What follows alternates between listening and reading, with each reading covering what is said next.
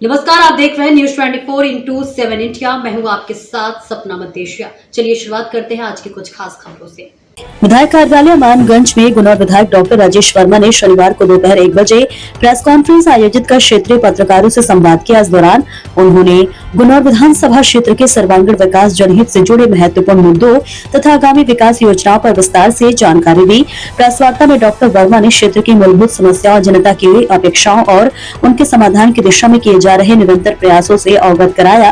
उन्होंने कहा कि शिक्षा, स्वास्थ्य, सड़क, पेयजल और अन्य बुनियादी सुविधाओं के विस्तार को प्राथमिकता दी जा रही है। इस अवसर पर पत्रकारों द्वारा उठाए गए विभिन्न जन समस्याओं पर विधायक ने गंभीरता से चर्चा करते हुए शासन प्रशासन के सहयोग से शीघ्र समाधान का भरोसा दिलाया। उन्होंने कहा कि क्षेत्र के समग्र विकास के लिए जन प्रतिनिधि और प्रशासन के बीच समन्वय आवश्यक है, जिसे लगातार मजबूत किया जा रहा है।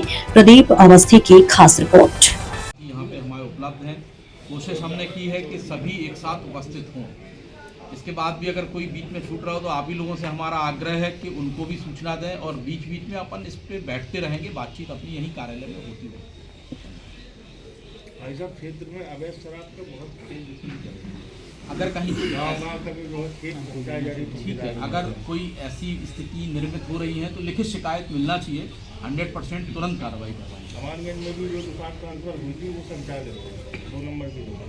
आप लिखित दिलवा दो हमें, आप हमें लिखित दिलवाइए, हम कलेक्टर मैडम से बात करेंगे, उस पर काम करेंगे। SIR को लेकर ये विशेष कॉन्फ्रेंस SIR को लेकर आज विधानसभा का एक सम्मेलन, आज गुनौर विधानसभा का आज अमानगंज में, यहाँ पे थोड़ी देर में हमारे जिले के प्रभारी विनोद यादव जी इलाके की दोनों लोग पधार रहे हैं। 2 बजे से ये कार्यक्रम यहाँ पे प्रारंभ होगा और SIR का काम बहुत अच्छा नीचे स्तर पे, क्योंकि कुछ ऐसे नाम थे जो लोग इस दुनिया में नहीं हैं, कुछ ऐसे नाम थे जो गलत नाम हैं, कुछ ऐसे नाम थे कि जो अन्य जगह से आके यहाँ बस गए हैं और बसने के बाद में उन्हें ID में नाम भी जुड़वा लिए।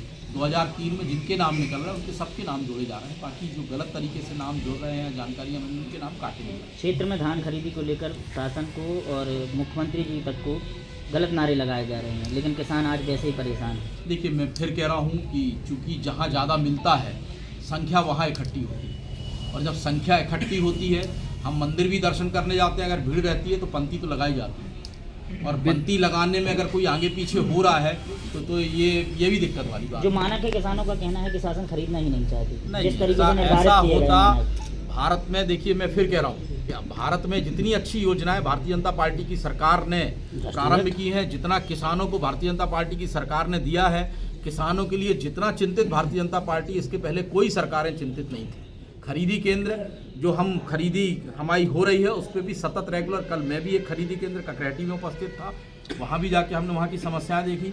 हमारे जिले की कलेक्टर महोदया है, वो भी डायरेक्ट खरीदी केंद्रों पे जा रही हैं। इसके बाद भी अगर आप लोगों को कहीं ऐसा लगता है तो बिल्कुल हम आज इसलिए आपके साथ बैठे हैं कि अगर कहीं कोई ऐसी स्थिति निर्मित होती है तो बिल्कुल बताना। विधायक जी, बात खरीदी की हो रही है, धान की। व्यापारियों बाहर से धान खरीद के केंद्रों में पहुंचा रहे हैं। देखिए, ये कहना ठीक है, लेकिन अगर प्रमाणिकता मिलेगी तो 100% कार्रवाई होगी। आप लोग भी हमें बताइए, अगर कहीं ऐसी कोई स्थिति निर्मित होती है, प्रशासन पूरी मेहनत से काम कर रहा है, हम लोग भी क्षेत्र में रह रहे हैं, तो नीचे स्तर पे कार्रवाई होगी, कार्रवाई करेंगे। अगर ऐसा कहीं कोई आपको अगर समझ में आता है, कहीं कोई गोपनीय जानकारी मिलती है, आप हमें बताइए, हम प्रशासन को बताएंगे। गुनौर सड़क मार्ग का मुद्दा है विधायक जी, इस हफ्ते के अंदर काम प्रारंभ हो जाएगा। आपकी विधानसभा की रीढ़ की हड्डी है, थाना तिगड्डा से सिलीप तक पूरी रोड खराब है, जिसमें अमानगंज टाउन के इतने बुरे हाल हैं कि धूल जो निवासरत है, एक आधी आबादी अमानगंज की। इस हफ्ते में काम प्रारंभ हो जाएगा, हमारी अभी बात हो गई है और इस हफ्ते में काम प्रारंभ हो जाएगा। रोड कैसा काम होगा सर? नहीं, अब ये तो काम तो शुरू होने, गड्ढे भरे जाएंगे, गड्ढे भरे जाएंगे, गिट्टी डाली जाएगी, डामर डाला जाएगा, उस पर रोलर भी चलेगा, वो सब होगा जो होता है।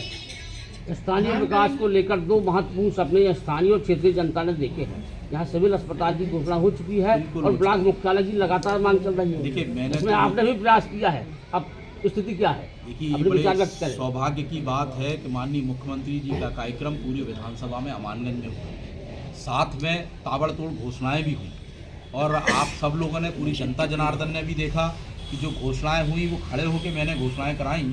यहाँ तक कि सिविल हॉस्पिटल आपका छूट गया था, जो मैंने जुड़वा दिया, और वो भी मांग पत्र यहाँ से जिले से मांग पत्र हमारा प्रदेश को जा चुका है, जिसकी कॉपी भी मेरे पास में है।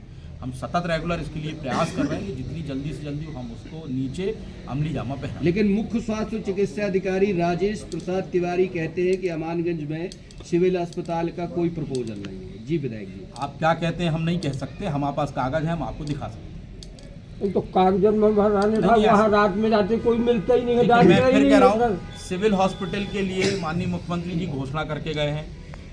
जो मैंने पढ़ा था उस सुन लें आप हमारी बात, उसमें वो चीज़ नहीं आ पाई थी। मैं फिर कह रहा हूँ, मैंने अलग से माननीय मुख्यमंत्री जी से आग्रह करके जिले से प्रपोजल हमने शासन स्तर पे भेज दिया है और बहुत जल्दी हम उसकी पूर्ति भी करेंगे। विधायक जी सिविल बाग में पहले अवैध स्थिति से डॉक्टरों को लेकर नहीं, क्या दिक्कत बताइए? डॉक्टर नहीं, नहीं है, डॉक्टर है, नहीं है डॉक्टर, एक डॉक्टर तिवारी हट गए। नहीं, तो डॉक्टरों की थोड़ा सा मैं फिर कह रहा हूँ, क्योंकि समस्या है यहाँ भर नहीं है, पूरे वो प्रदेश में सबके लिए है हाँ, हॉस्पिटल। पूरे प्रदेश में है। एक्चुअली क्या होता है, जो नए बच्चे MBBS करके निकलते हैं वो बॉन्ड भरते हैं, उसके बाद में या तो रूरल एरिया में वो जाते हैं, नहीं जाते हैं तो कहीं ना कहीं उसका पैसा भर देते हैं। प्रयासों की एक महिला सरकार चिकित्सक इसके लिए मिले। चिंतित है और हम सब लोग चिंतित हैं और इसके लिए हम लोग ये प्रयासरत हैं। अगर आपकी नज़र में कोई ऐसा डॉक्टर हो जो आना चाह रहा हो, MBBS किया हो, तो आप हमें बताओ, हम उसका पोस्टिंग यहाँ कराएं। सरेरा पत्रकार को जो है अमानगंज में मारा जाता है, उससे 45,000 की जो है लूट भी की जाती है, लेकिन थाना प्रभारी अमानगंज द्वारा टालम टोल करके और छोटी सी कार्रवाई करके और जो है उसे रफा दफा करने की कोशिश की जाती है।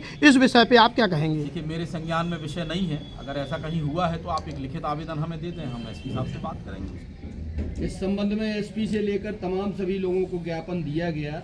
सोशल मीडिया में और नेशनल मीडिया में उसकी खबरें भी प्रसारित हुई हैं, बड़े पैमाने पर चली, लेकिन जो है वो आपको बता दें कि हमारे बुजुर्गवार पत्रकार वायुव्रत चंपत राय तिवारी के सबसे छोटे पुत्र हैं, वो भी पत्रकारिता करते हैं। उनके साथ सरेआम कट्टे के नोट पर साप्ताहिक बाजार में मारपीट की गई, बहुत ज्यादा मारा गया। एक ही विषय है कि अलग अलग?